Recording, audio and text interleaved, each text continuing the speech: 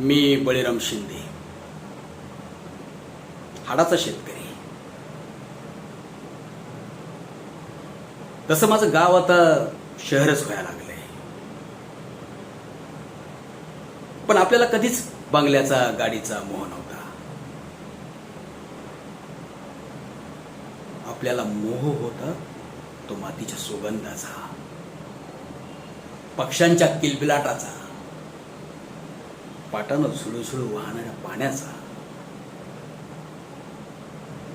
अगदी आजोबांपासून आमचं कुटुंब या धरणीमाईची सेवा करत आलं. पण आता माझं थोरलं पोरग शेती करेन असं झालंय. त्याला ही शेती म्हणजे निव्वळ हमाली वाटायला लागली. अपघातामध्ये माझा पाय निकामी झाल्यानंतर असं वाटलं की आपल्या कुटुंबाची नाळ आता शेतीपासून तुटणार. आपली पुढची पिढी आता शेती नाही करणार.